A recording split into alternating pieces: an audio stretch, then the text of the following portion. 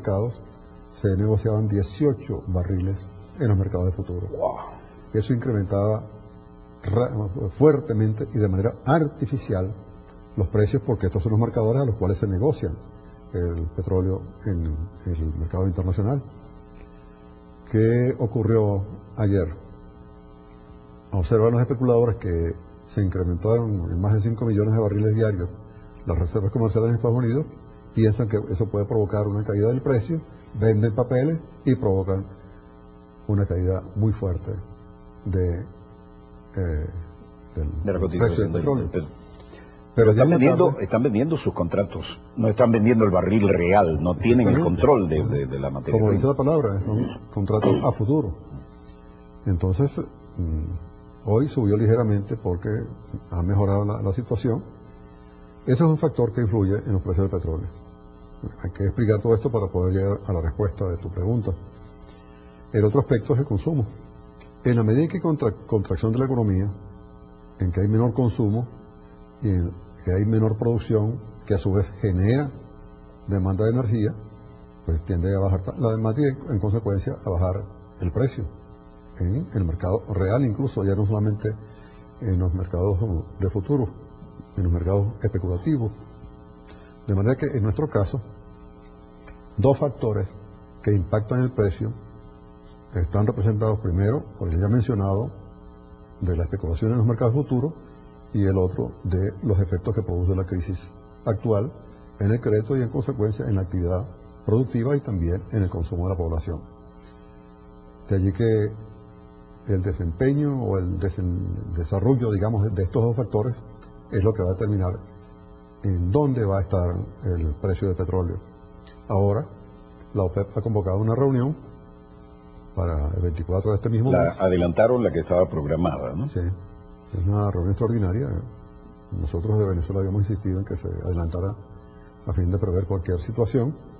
Es bastante probable que, dada la caída de la demanda, la OPEP tome alguna medida de estabilización a través de la regulación de la producción, como lo establecen sus propios estatutos.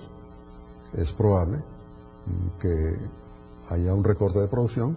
Hoy ya los mercados reflejan por eso una subida del petróleo hoy. Solo con el anuncio del adelanto de la reunión. De la reunión, sí, que se haya anunciado todavía si se va a reducir producción o no.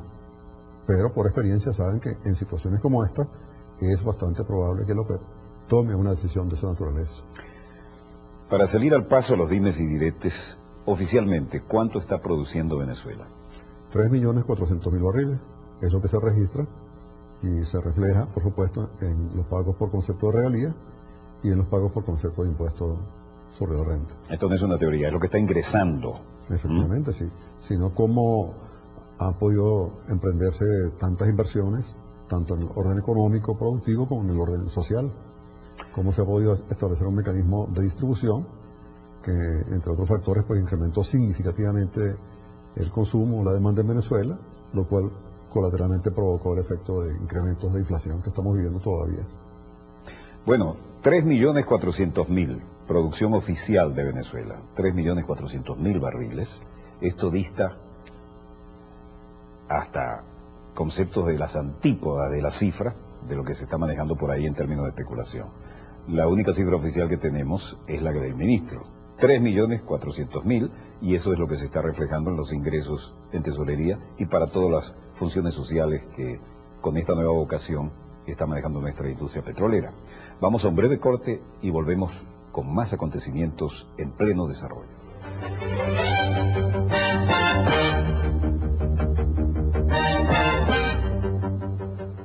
¿Cómo piensa actuar el gobierno ante esta situación de emergencia económica a nivel internacional, que de alguna manera nos va a afectar, ¿no? ¿Se está actuando ya? ¿Qué manera en esta excepcional oportunidad, ya que usted mantuvo un perfil bajo, pese a todo el ruido que se hacía en torno a su figura, su futuro, su salud? La salud, por lo visto, está envidiable, el manejo de la situación luce muy controlada. ¿Cuál es la realidad en que está usted moviendo las piezas en la estrategia frente a esta situación internacional? Con relación a la salud, habrá que decirle a aquellos que tienen tan extraños deseos aquellos que vos matáis gozan de buena salud. Pero en relación con las medidas, no son las que vamos a aplicar, son las que hemos venido aplicando desde hace ya bastantes años. Recordemos que lo primero que ocurrió de trascendencia acá en materia económica fue la decisión de establecer una clara, nítida estrategia en el sector petrolero, tanto a lo interno como en lo internacional. Pocos días de haber sido yo designado, incluso antes de haber sido asignado oficialmente como ministro de Energía y Minas por el presidente Chávez, se realizó una reunión acá, propuesta por México. Inmediatamente después, ya como ministro, fui a La Haya, donde hicimos una negociación con Arabia Saudita, Irán, otros países, y llegamos a un acuerdo porque estábamos inmersos virtualmente en una guerra de precios con Arabia Saudita. La estrategia que proponía Venezuela, muy alineada con los requerimientos de los Estados Unidos de Norteamérica, era incrementar a 5, 6, 7 millones de barriles diarios la producción, con enormes inversiones, para lo cual entonces tenían que dar todas esas facilidades que ya comenté. Teníamos que entregar el país para terminar haciendo dumping contra nuestros propios intereses. Efectivamente, porque además incluso la tributación que pagaba PDVSA era distinta a la que pagaban las empresas. Pero además, Venezuela es la fundadora, la creadora de la OPEP, sí, cosa que no todos quieren recordar. Pero entonces nosotros éramos los que le íbamos a torpedear. Se estaba torpedeando, se metió una cuña en el propio eje de la OPEP, porque se hacían compromisos que no se cumplían, y por supuesto todos incumplían. A partir de esa reunión de La Haya, en marzo de 1999, se llegó a un acuerdo, todos cumplimos, y de $7, recordémoslo, de $7 en que estaba la cesta venezolana, cerramos el año a $16.10 por barril. La recomendación que nos había dado el gerente de finanzas de PDVSA, en los días en que discutíamos la transición de un gobierno a otro, era que era urgente contratar un empréstito por $3.000 millones para poder pagar incluso sueldos. Eso fue lo que nos entregaron como cuentas. Además, una empresa endeudada, cerca de los $10.000 millones, y que iba en marcha hacia un endeudamiento aún mayor. Y además que con una automatización a escala mundial de primera línea, sí, pero todos los controles, incluso para poder cargar la bodega de un tanquero o los compartimentos de un camión tanque. Se había entregado lo fundamental, que era la inteligencia de la empresa, toda la plataforma de informática, a una empresa mixta, donde el 60% de las acciones la tenía una empresa cuyas autoridades superiores habían sido o eran miembros de la CIA. De la CIA, de los Estados Mayores Navales, del Ejército, eran todos generales, almirantes.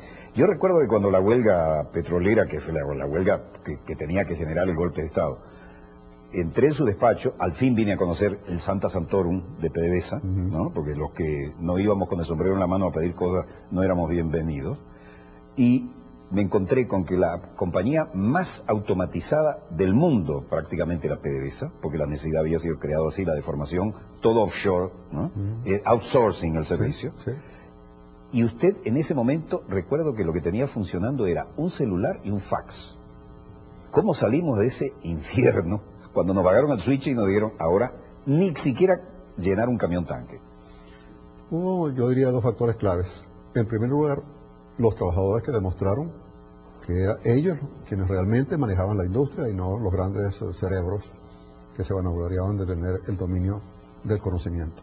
Todos los grandes ejecutivos estaban en el aire acondicionado, ninguno iba al trabajo de campo, ¿no? Algunos lo hacían. Un alto porcentaje. Algunos lo hacían, pero casi todos se habían concentrado en Caracas, precisamente, cuando la actividad estaba en el interior, que fue una de las medidas que tomamos en aquel entonces. En primer lugar, los trabajadores, pero igualmente una política firme y clara en torno a los objetivos que teníamos planteados, el apoyo de la población, por supuesto el apoyo de los trabajadores, el apoyo de la Fuerza Armada. Recordemos que ya el golpe anterior había traído como consecuencia una toma de conciencia de la gran mayoría de la oficialidad en Venezuela, que se volcaron en masa a la defensa de su industria. Faltó agregar un punto, porque esto está siendo especulado por algunos economistas en la prensa, el endeudamiento actual de PDVSA. No hay relación entre la deuda de aquel entonces con el ingreso y con los precios del petróleo a la relación que tiene hoy la deuda nuestra con los ingresos y con los precios del petróleo. De manera que esa crítica se cae por su propio peso, es un absurdo. Mientras más ingresos tiene un país, mayor capacidad de endeudamiento tiene. En la medida en que el ingreso cae, pues cae también su capacidad de endeudamiento y su capacidad, por supuesto, de pago. Volviendo a la pregunta anterior. La primera medida fue precisamente reconquistar, establecer la plena soberanía nacional sobre el principal recurso del país, que es el recurso petrolero. Las consecuencias de esa medida hoy pueden verse muy claramente. Si hubiese continuado aquella política de apertura, de privatización, si se hubiesen vendido las acciones de PDVSA,